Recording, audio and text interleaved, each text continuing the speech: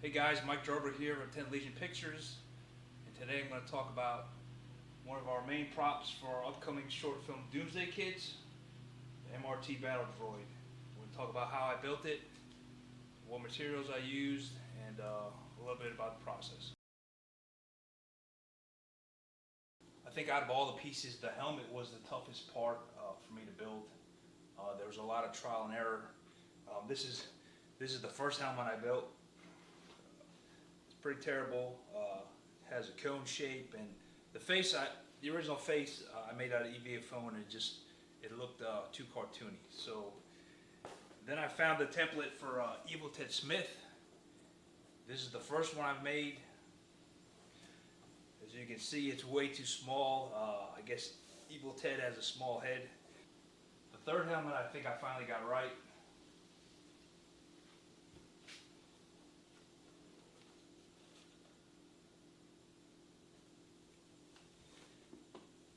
Fits great. I think it looks pretty good. I did use a toy for the face. Let me know in the comments below what you think it's from, or what movie it's from. And the mohawk is a biker's helmet mohawk I got off eBay, and I think I also paid around $10 for it. The torso is actually a modified Deathstroke armor, and I got the template from Let's Make Stuff. I'll put the link in the description box. I added a LED flashlight in his chest. All you have to do is press on it and it comes on. It's a little bright, but I don't know. I think it makes him look more like a robot.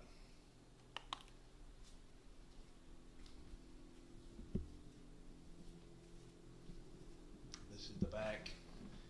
Just added some bottle caps and different bolts to make it look more realistic.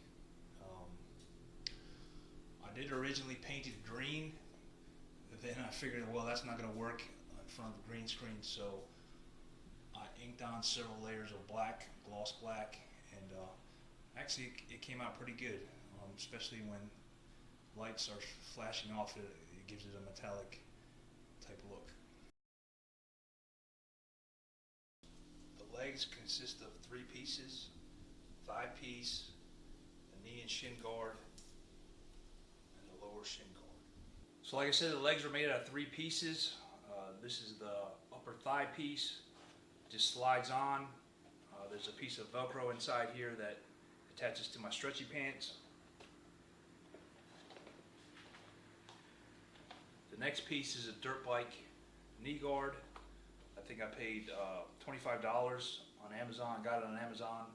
I wanted to use something else besides foam just because it's got more detail. There's a piece of EVA foam on the back side, and it just has 3 straps here to get it on and off. And the dirt bike shin guard was a little low. It didn't cover my entire leg, so I had to build an extension. So this piece right here goes below the knee guard and then inserts into the boot. For the shoes, I just found an old pair of sneakers, kind of like these beat up ones right here. And all I did was add armor plates, kind of winged it, measured and winged it based off my shoe size. There's several plates. I just kind of cut them out as I went along and then matched the other foot when I was done. I did add foam to the bottom and raise a platform on the shoe about an inch just to make me look taller. I'm about 5'10", so I wanted to look a little bit more imposing, and hopefully and these shoes make me 6 feet, over 6 feet. With the shoes and the mohawk, I'm over 6 feet now. So for the gloves, this is just a $5 Harbor Freight glove with EVA foam pieces attached. Again, I just winged it. I added nylon screws to the joints to make it look more metallic, but yeah, I think it came out pretty good. For the gauntlets, I found some kids soccer shin guards at the junk store. I think I paid $2, and then I just put EVA foam on the underside. I added some wires just to make it look a little more robotic. I added the nylon screws to the seams, again to add it more of a metal feel. So I think it came out pretty good.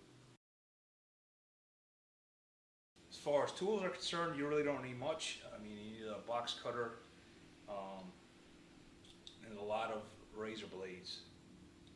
I was surprised how quickly these blades dull, especially when cutting through the floor mats.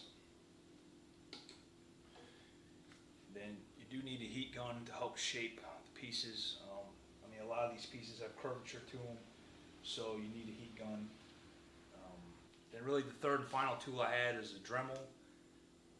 For the battle damage, such as the one here and here, and a few other spots, I did use a soldering iron. I just stuck it in, melted it, moved around a little bit.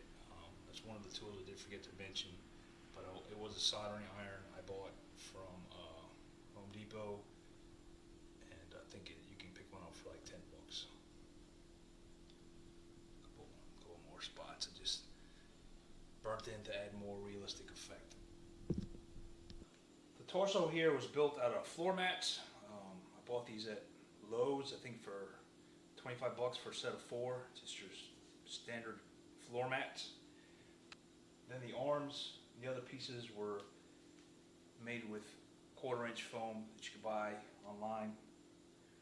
I think I spent $3 for a roll of 1/4-inch foam. The nylon screws, bought in packs of 25. I think I paid $2. I mean, they look like real screws. Just I spray painted them black and cut the tips off, and then just super glued them in different spots on the armor. I used something called Plasti Dip as a primer. It's a flexible primer, allows the paint to stick to the EVA foam. Then I used a number of different acrylic paints. As far as the glue is concerned, at first I used hot glue, and really it didn't hold as strong as I would have liked.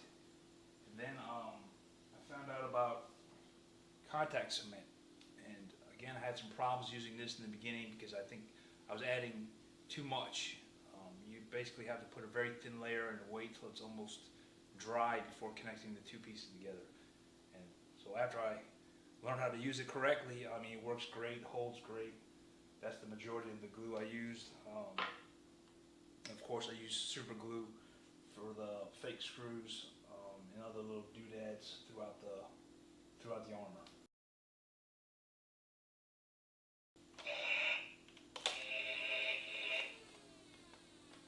The gun prop here, just a Nerf gun. I spray painted black, added a buttstock, dry brushed it with some gunmetal.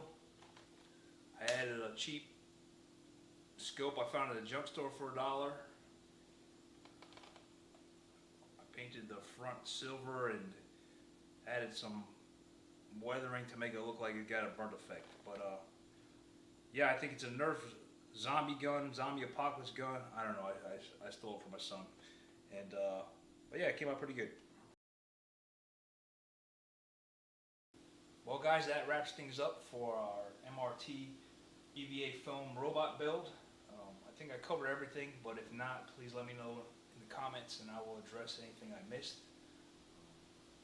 Again, thanks for watching, and please subscribe.